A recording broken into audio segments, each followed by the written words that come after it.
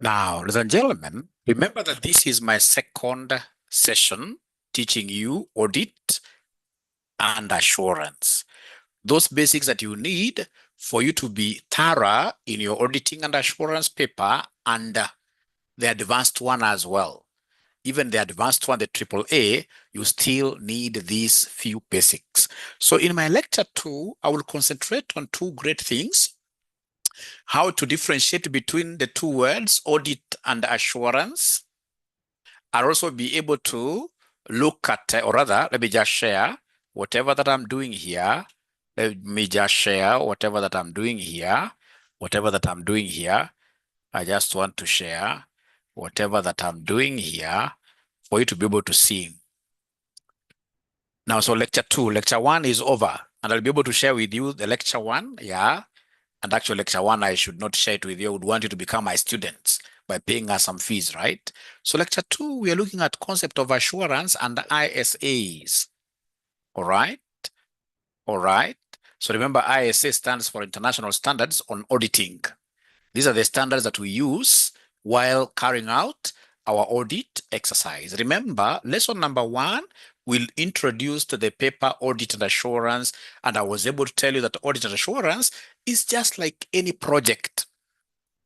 When I'm given some assignment to do, I'm given, for example, White Sands Hotel in Mombasa to audit as Aura and Co. Remember, I ran a licensed audit firm in Kenya.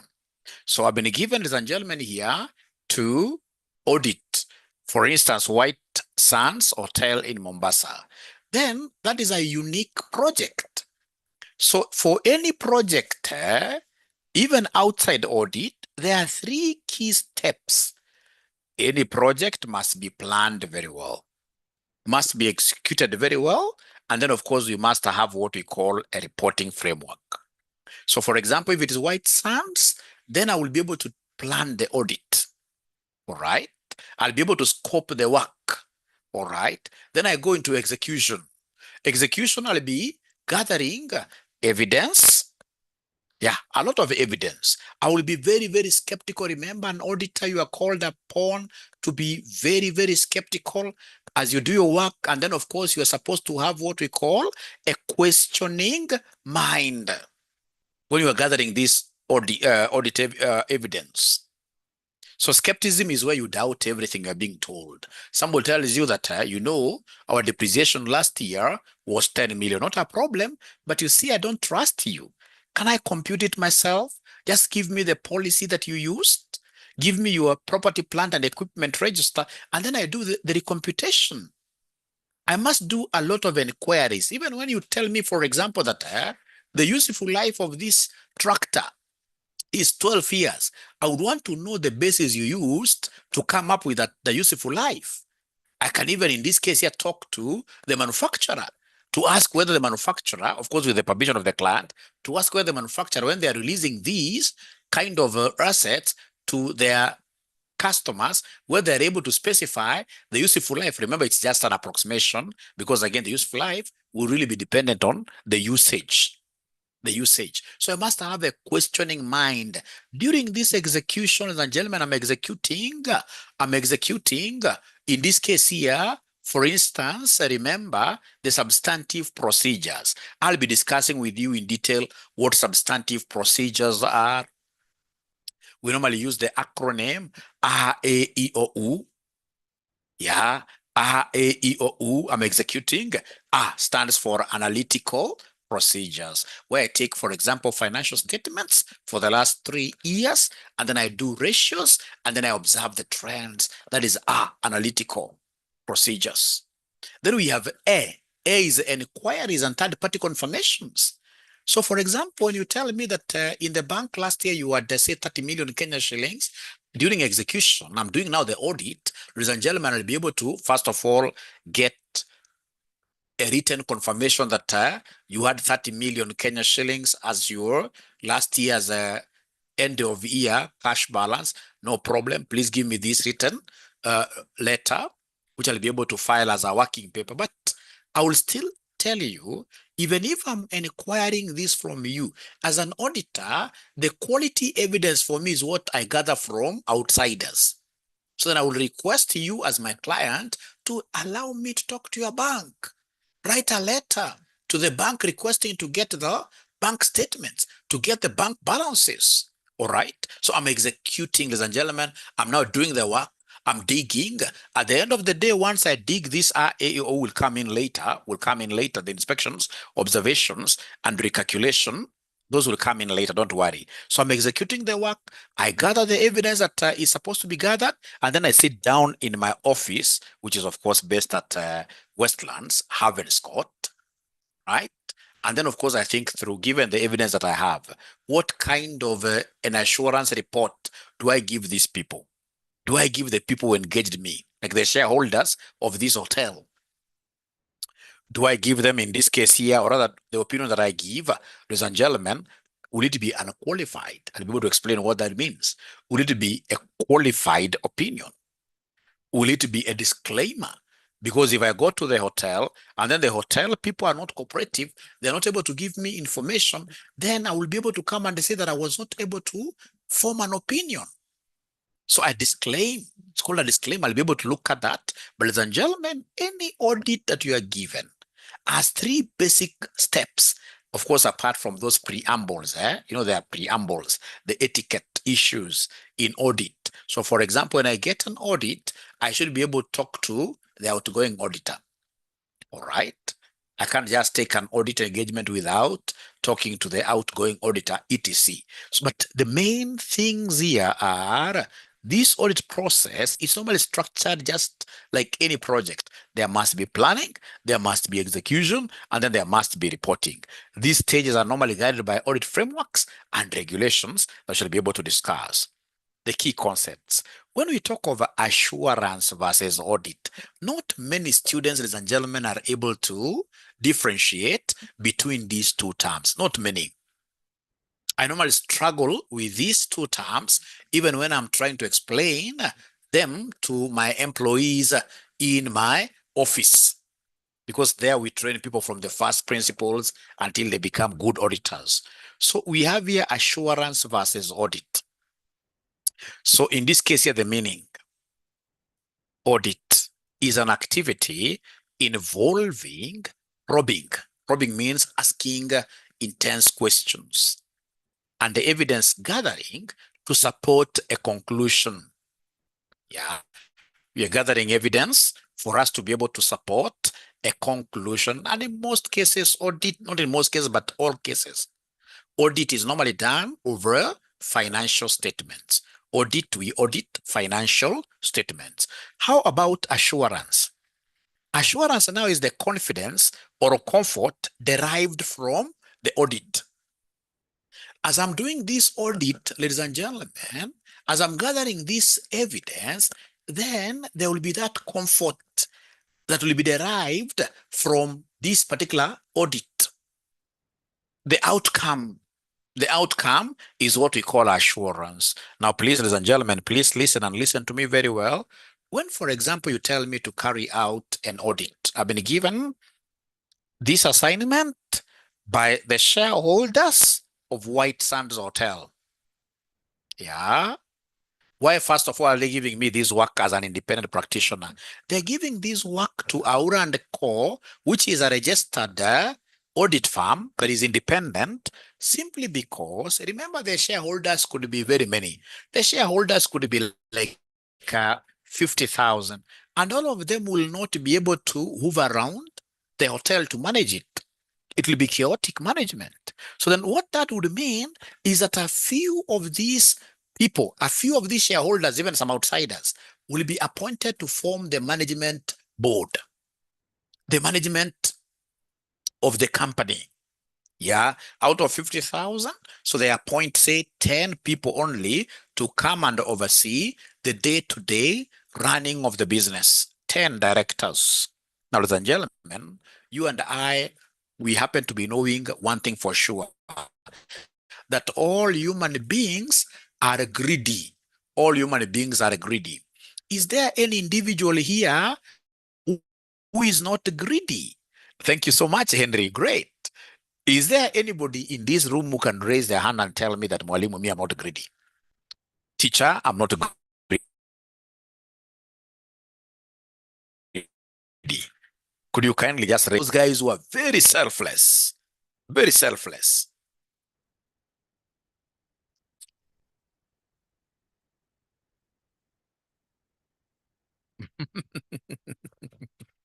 It's not easy, ladies and gentlemen, because greatness is about admiring. You simply, in this case here, you are walking around, you are in the salon yesterday, your hair was made very, very nicely, but when you are walking on the road, you will see another baby girl whom you think has a better hairstyle than yours. You feel like immediately you would want a change. If you could afford even tomorrow, you would have gone in this case here for a makeover. So that admiring, wanting very good things is what we call greed. Is what we call greed. All right. Now, gentlemen, please listen and listen to me very, very well. Listen and listen to me very, very well. Even, for example, when you are employed, you are given, for example, 40,000 Kenya shillings, and you thought, hey, this is a lot of money for only a month. After that, you started, feeling like I would want more. When you put your, in this case here, knees down to pray, and of course your employer listened to you, they gave you 100,000 again, you were just happy like for 2-3 months. After that, for sure, you wanted more salary. So you will never be satisfied, and that is life. So these 10 people that we have appointed to manage this hotel on our behalf, chances are, because of the greediness, they may want to misappropriate the assets of the hotel, and they become what here? Their own. They may want to pay themselves unjustifiably high salaries. They may want, for example, to use the cars of the hotel given to them for their personal gain. That is life. And that is why we would want to put in what we call controls to ensure that those directors are not able to do what you to misbehave. So then, ladies and gentlemen, when in this case here you come and appoint Aura and Co to audit this hotel, you as shareholders, what do you want? I will be able to get the financial statements done by these particular directors because it is their role to do financial statements. They do the financial statements, and then they are given to me as an independent practitioner to look at these financial statements, and then I give an opinion. My opinion, given that I'm independent, those directors now will be able to have some comfort.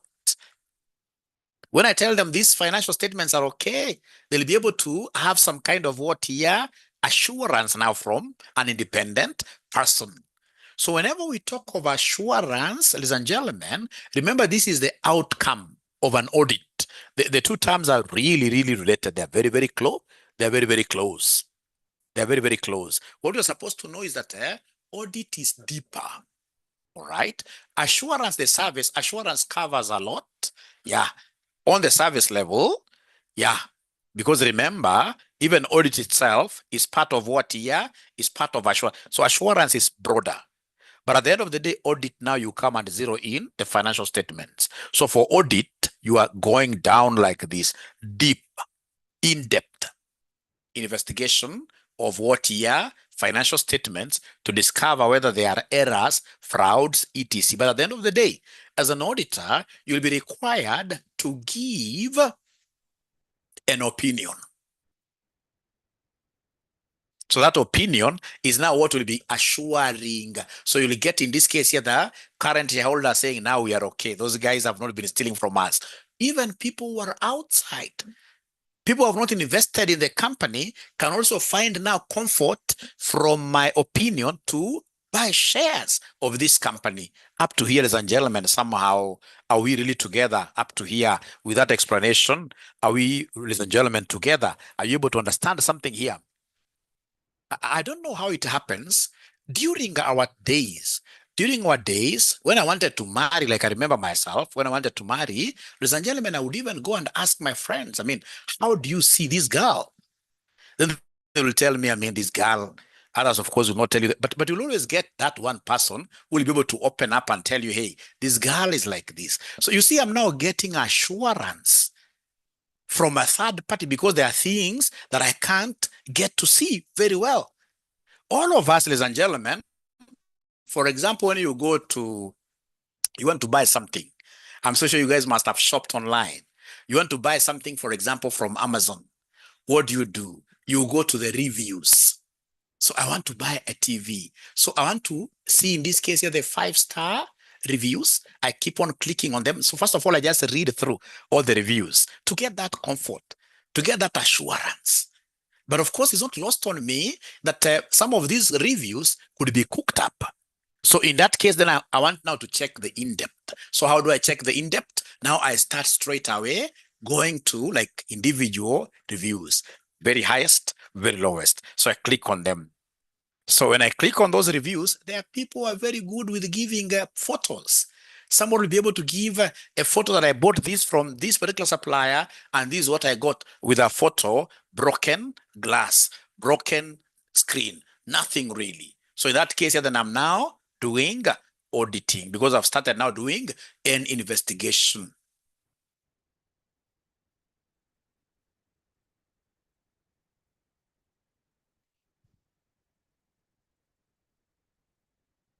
Now, a very good example, reading reviews on Amazon is assurance seeking. When I'm reading, when I'm reading them, I'm assurance seeking. I want to see, in this case here, we're saying what? So reading them deeply, reading each one of them, it should have read here, reading each one of them deeply is the audit activity. Imagine you want to buy a laptop on Amazon. You are unsure if the seller's claims about the laptop are true. So the seller says, this laptop is brand new, original, and has a 10-hour battery life. So you want to be confident before spending your money. So step one, what do?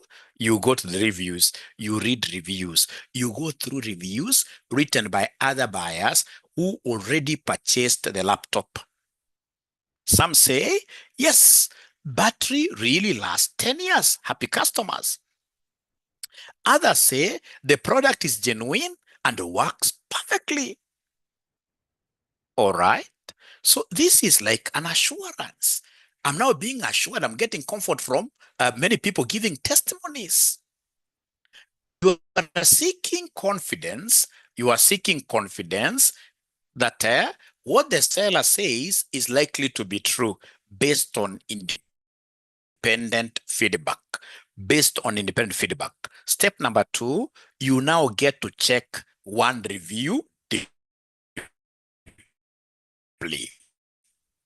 You find one detailed review where the buyer shows a screenshot, posts photos of the unboxing to show it's original, lists serial numbers and confirms with the manufacturer, explains how they tested it step by step.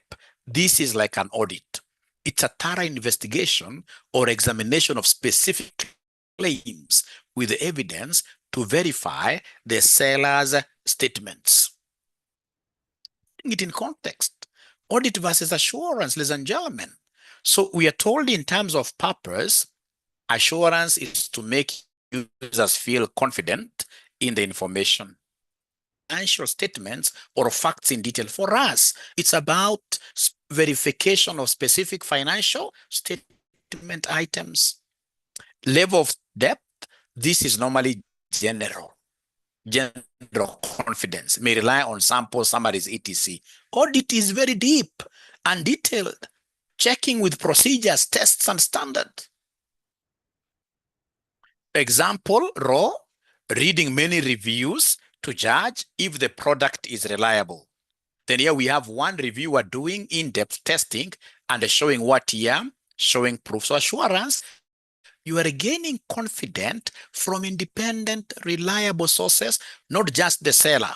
Audit, someone is going deep to verify specific facts with the evidence like a super reviewer like a super reviewer that we shall be calling what, ladies and gentlemen? That we shall be calling the independent auditor. So you'll be able to read that summary because I'll be able to attach this for you so that you guys later on, you will be able to even understand this better. Ladies and gentlemen, I would want to come to the conclusion of this.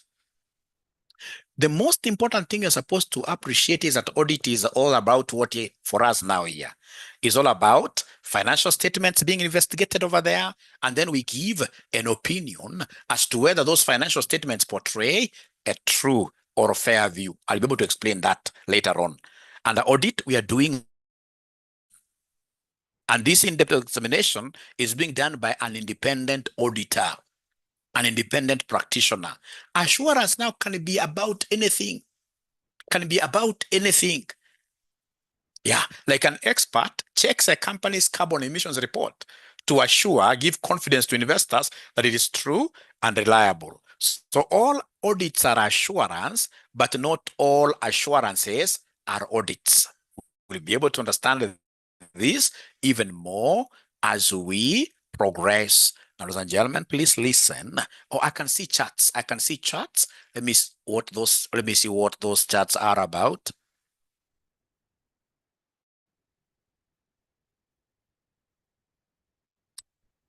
Nothing much really. I expected maybe somebody to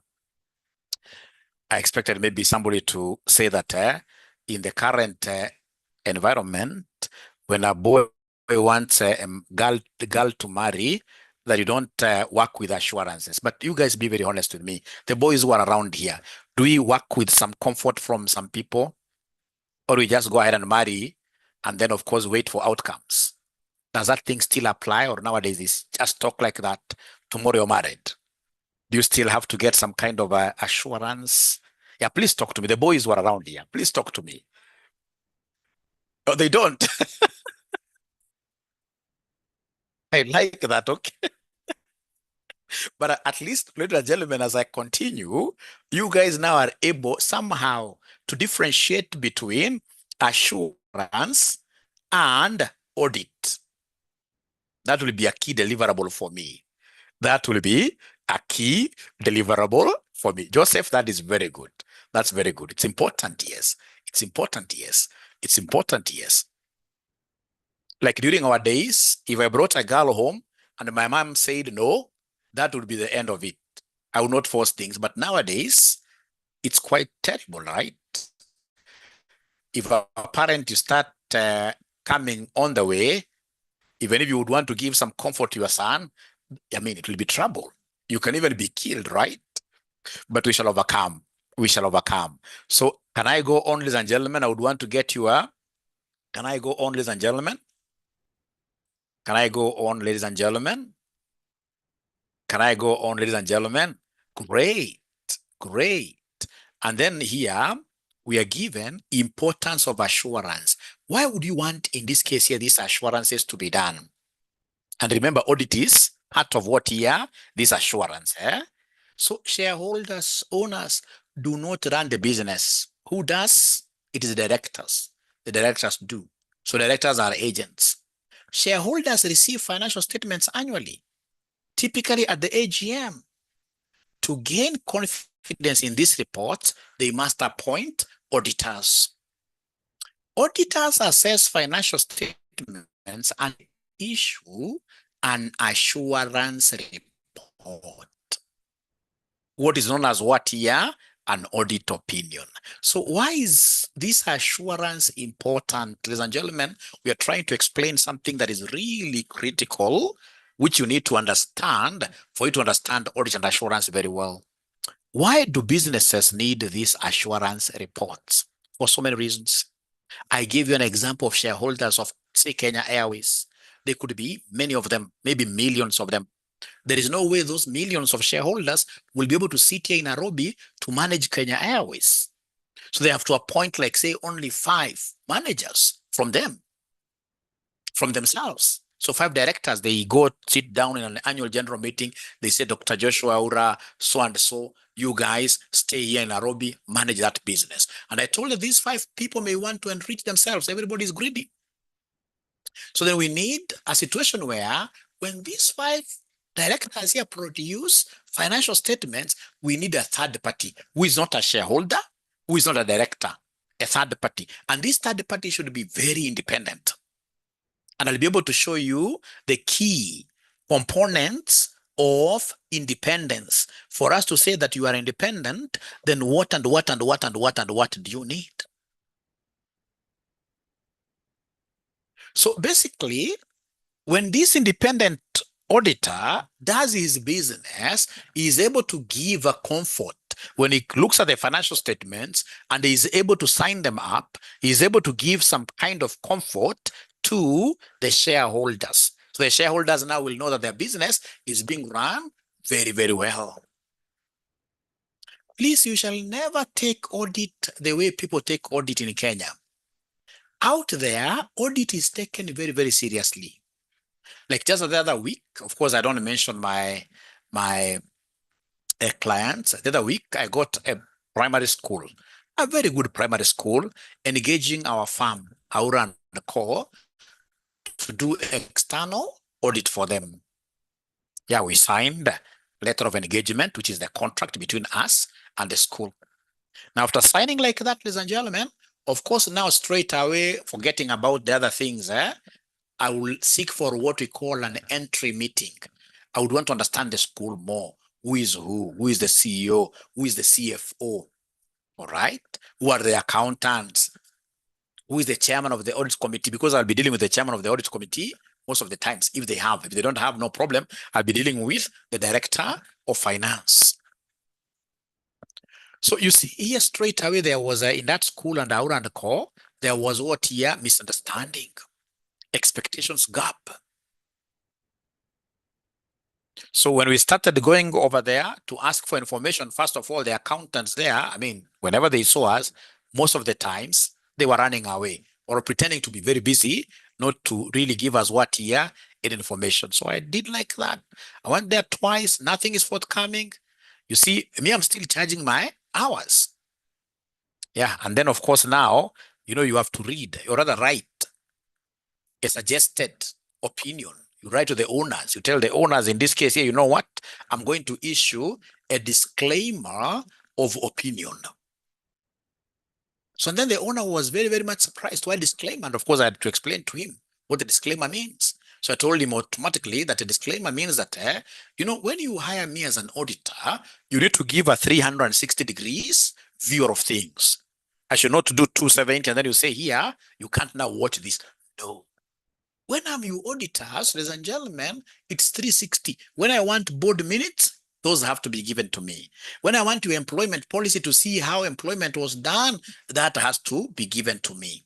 So here I am coming to your office twice. Nobody wants to give me nothing. Audit is all about the evidence that I collect. So, sir, I was not able to collect any evidence. And because of that, now the disclaimer of opinion is here. I can't claim to have done work here. So, and this is my invoice. All right. So, ladies and gentlemen, it is a high time we start looking at audit as a value adding activity. So don't think that when I come in as an auditor, maybe that guy thought that I would just go outside there and cook accounts, and then give them what here. It is not during this time when things are really interconnected. This eTeams thing is coming to clear most of those bad things that used to happen before. The next step with eTeams is to connect your eTeams account with your bank. And now everything, even eTeams will be able to generate. You'll be told in this case here, when you withdraw money from the bank, be doing these narrations. When you do that, eTeams, the auto population, that is where now we are getting here. You'll only be given your financial statements, which are like extracts by KRO itself, telling you what, you just go ahead and now do any small amendment. Of course, it can't now be much amendments, because if you do like in Sweden, if you do like more than 10% of the amendments, then a red flag is raised. All right. So in this case here, whenever we are doing assurance, whenever you're seeking for auditor services, there is a lot, because when this auditor comes to look at the operations, ladies and gentlemen, this guy has got a very good lens. It'll be able to identify this and this. And in a management letter, it will tell you that you need to improve this and this. So we give not only the comfort to the people who gave us the job, but we also strive to improve your processes. We strive to improve your internal control systems. Even when, for example, you would need a loan from a bank, the bankers would tell you, hey, give us audited report. All right? And so many other advantages. And that is why I don't like really people telling me mwalimu or auditor would want you to go through these shortcuts. No, there are so many advantages of you working with an auditor, of course, who knows your business very well. There is quite a lot, because as we are lucky, because you audit so many businesses. So we know where, if you go wrong, your company will not be able to enjoy longevity. So there are so many advantages. But ladies and gentlemen, the most important thing that I would want you to go home with today is this, that we have shareholders, and then we have people running the business, directors, who are our agents. We want to have a harmonious way of these guys working. Most of the times, from the number of times I've been auditing businesses, I know that one of the killer of these businesses is the infighting between the shareholders and the directors. You get like every year, when we go to the AGM, there are some 2 or 3 directors who must be sacked. And you'll get shareholders saying, now we are very happy because so-and-so has gone. So if so-and-so has gone, what does that mean? You're bringing in new people every time. That automatically adds to high labor turnover. Yeah, these new people, you thought they were angels, come next year, you are again getting them off like circus. It's chaotic. It's chaotic. All right. And that is why, ladies and gentlemen, you bring in an auditor, then you will be able to have some comfort between the two. Yeah. If it's very serious that these guys are really stealing, then of course the auditor will be able to recommend the same, and things will not now go very well. But in most cases, the two parties fight because of misunderstandings, because of not having the proper financial reporting framework. Because as an auditor, I will ensure from day one, all right, especially if you renew my next year's engagement, because now I've been able to see from this year's engagement, I've been able to see the loophole. So from next year, I'll be able to come in a little bit like during the interim and do some work, etc. So it will be very important, ladies and gentlemen, as an auditor, please listen. This auditor, now that a lot of faith is being put on your shoulders with the other shareholders and the other stakeholders in total, please remember you're supposed to be very independent, especially from the directors. Don't go and get yourself joined at the hip with these directors. The moment you get co-joined, then you start, in this case here, eating things together, then that will be very, very sad situation. All right? Because what I know, an auditor is supposed to be a watchdog. If you go to hunt, when you have a watchdog, the watchdog will run after a rabbit, kill that rabbit, and then it comes back and tells you, hey, I've killed that rabbit. It pulls you there, tells you this is a rabbit, go home, cook it. And then, of course, a portion of the cooked meat is given to this watchdog. So you are the auditor. We have sent you to these directors. Yeah, you should be a watchdog. Go over there and ensure that our assets are safeguarded. Everything is good. So should you discover in this case that there is theft, you must go back and report to the shareholders. Yeah, don't be part and parcel of theft going on with those directors. No, you go back and report. If these shareholders feel that they need to slaughter that, whatever that will be recovered, because now, because of you, of course, the theft which was going on there has been discovered, there'll be savings. So they can easily give you, although not a must, but they can easily give you cooked meat. But you shall never be a bloodhound. Blood is the normal blood, and then the hound is H-O-U-N-D. A bloodhound, go with it to some, in this case here, to some hunting exercise. The bloodhound knows how to run very fast, and it normally kills very many targeted animals, kills that rabbit. But now the funny thing with it, Once it kills, it eats everything. And then it comes back to the hunter smiling, showing the hunter how everything has been very sweet. Now it has blood oozing all over the mouth like that. So there are auditors like that. They go chasing after these people. When they get them, for example, they have stolen 100 million, the auditor will ask for their cut. So you're given like, actually you get even a bigger cut, like even 50 million. And then now the auditor will be there at the AGM saying how the financial statements are good and how even the directors are, even a question that they were not asked. Nobody has asked you whether the directors are bad or good. You're now going to answer that question that these directors are what year? They're excellent. All right. I would want to post there and ask, ladies and gentlemen, I would want to get feedback. Are you guys able to follow what I'm talking about? Are you guys able to follow what I'm talking about somehow? Hmm? All right. Thank you so much. Then I continue.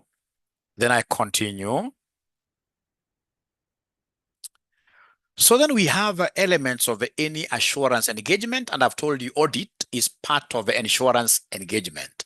Remember, an assurance engagement, for it to be valid, it must always have 5 elements. It must always have 5 elements. You must forget about everything.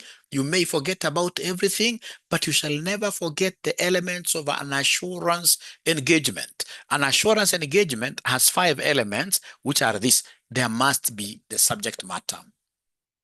What is being audited? In this case here, the subject matter that we're going to, which is taking us that company to audit it, it is the financial statements. There must be the subject matter. Number 2, there must be a criteria. There must be a framework against which I'll be auditing those financial statements. I'm not going to audit those financial statements in a vacuum. No, there must be a framework, the criteria. So the framework used to evaluate the subject matter, which in our case is the famous International Financial Reporting Standard. So I'll be asking myself, if these guys have had a provision for some legal services, have they followed the IFRS framework? If they have, good. If they have not, bad.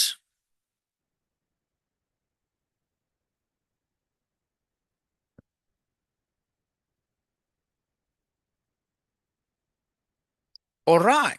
All right. So then there must be evidence, because audit is all about making an opinion, and you can't make an opinion haphazardly. You will need evidence. So evidence, audit work to gather sufficient and appropriate evidence. And then at the end of the day, there must be reporting. There must be an assurance report, the conclusion expressed by the auditor. And then lastly, we have the concept of tripartite. Yeah, tripartite. 3 parties. Tripartite. 3 parties. 3 parties. So 3 parties must always be involved. Number 1, we have the party that is responsible of making these financial statements, the directors, or what we are calling the management. That is a responsible party. And then we have the practitioner, the auditor, who is Aura and Co. And then we have the intended users, the ones who have engaged us now to go and do an audit of those financial statements. So these are the primary shareholders. Primarily, they are shareholders, also investors, regulators, etc., etc. Ladies and gentlemen, I believe up to there we are okay. I just want to finish this whole chapter. Yeah, I mean, I'm left with very few pages. Then we have types of assurance. Now, ladies and gentlemen, please, as much as we would want to give people comfort, there is no way in audit you will be able to give what we call absolute assurance. Absolute means what? Yeah, 100%. I'm assuring you 100%.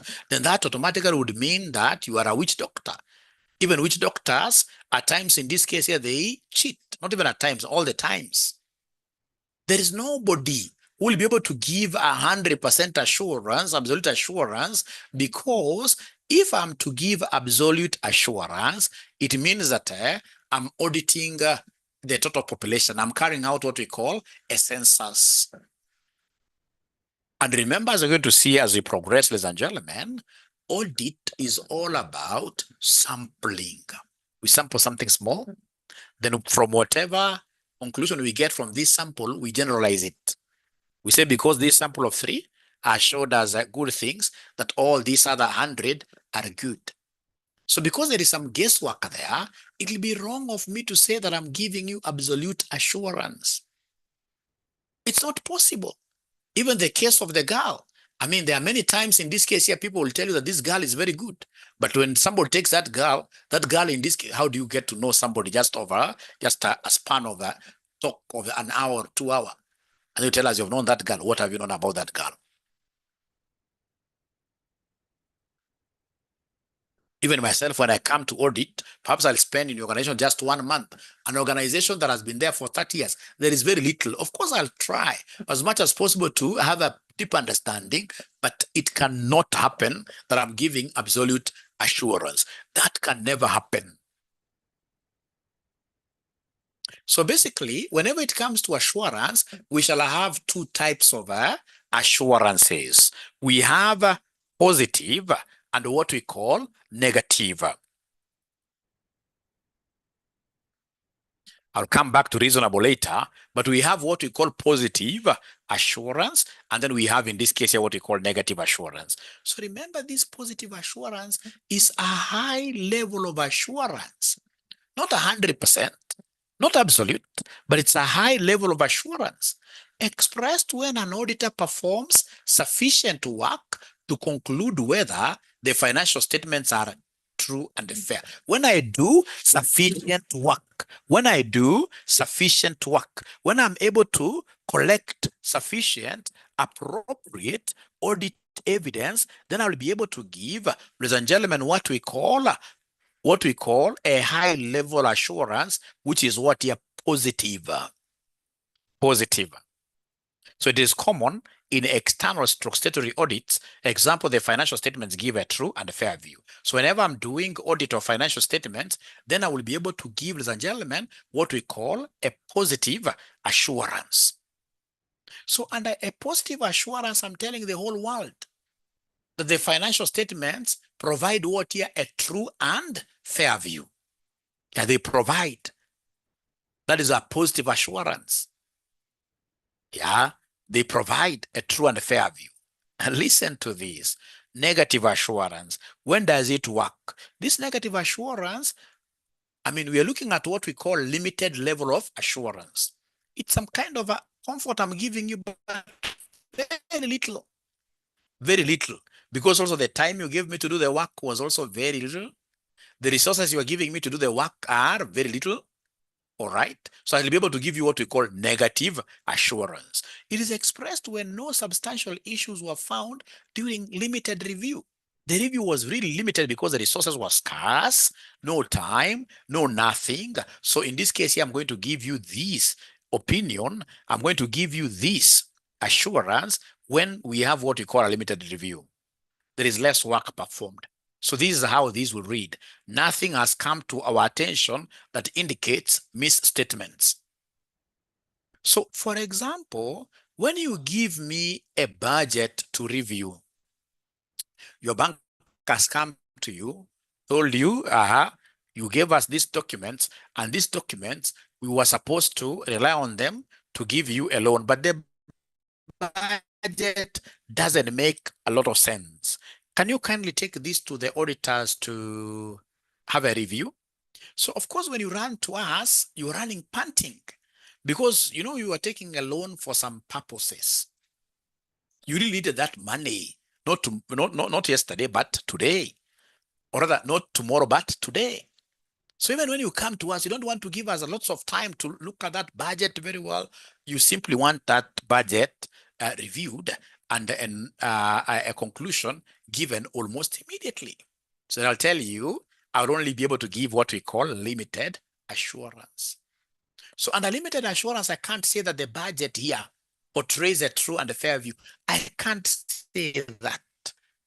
Under limited review, given what duration you have been given and many other things, I may not be able to put in adequate tests as an auditor to be able to gather sufficient, appropriate audit evidence. So if it's limited review, given the few hours I'll take on your document, I will say, given the few hours I took on the document, there is nothing that has come to us which makes us believe that the budget is not okay. Nothing has come to our attention to make us doubt the budget. So it's a limited review. I always report in the negative. There is nothing. So there'll be negativity there. There is nothing that has come to our attention that makes us, ladies and gentlemen, not trust this particular financial statements. When I look at these things deeply, because audit is one area that I'm really passionate about, yeah, and that is why I really wonder even students, when it comes to choosing their papers, most of them don't choose audit and assurance, those optional papers. Audit is very good. All accountants should be auditors first, because through audit you learn a lot. You learn how to do the financial statements. You learn the tax matters. Like when I go to KRA to present my clients at the tribunal, I feel nice. And I would not have learned all that without audit experience. So when I look at this audit, ladies and gentlemen, all right, assuming in this case here, somebody comes and tells you, hey, I saw a thief getting inside there, that house. I saw a thief getting into that house. And then now they want your comfort. They want your assurance. What kind of assurances will you be able to give in different circumstances? So the first circumstance will be, I take the boldness in me. I gather all the boldness in me. I get into the house, check every room, maybe armed with a rungu.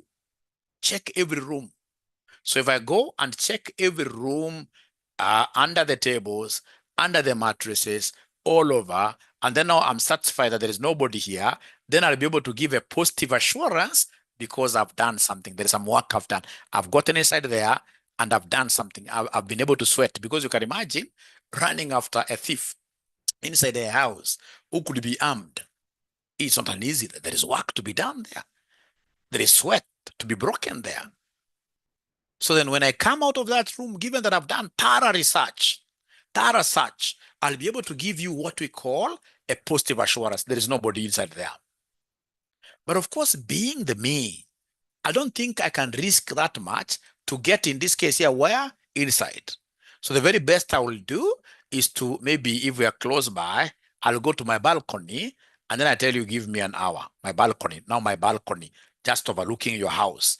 Give me an hour. So now from my house, about 500 meters, I'll be monitoring to see whether there is anybody who is coming out or whether there are movements there. You see, I've not done much other than stretching just my hand and holding on to some comfortable things over there. I'm just observing.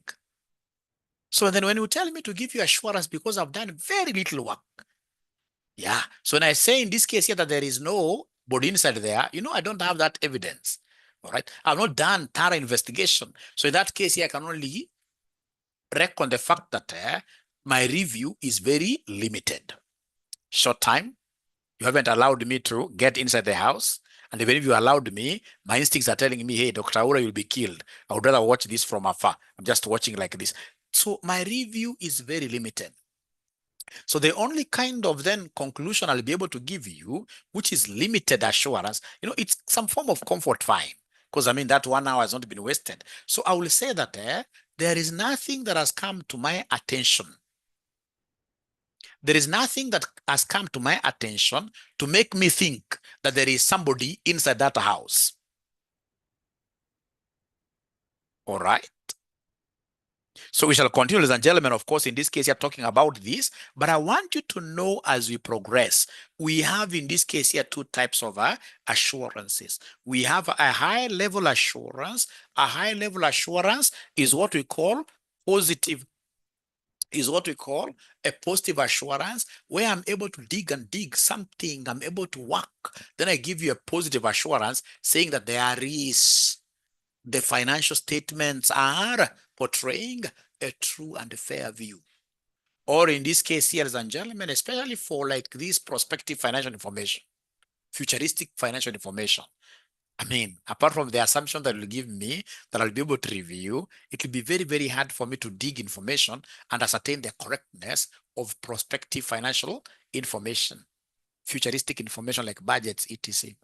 So that one, I would rather provide what we call a negative assurance.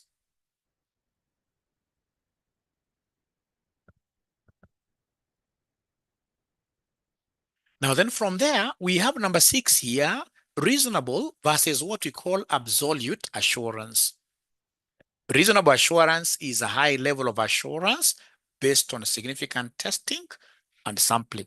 Significant, not 100%, significant. Absolute assurance is not possible because absolute assurance is giving you 100% a comfort that these directors are not thieves.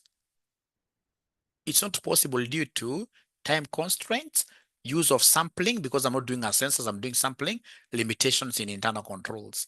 Key principle, auditors never provide absolute assurance, never. We normally provide what we call reasonable assurance. It cannot be negative, of course. Why?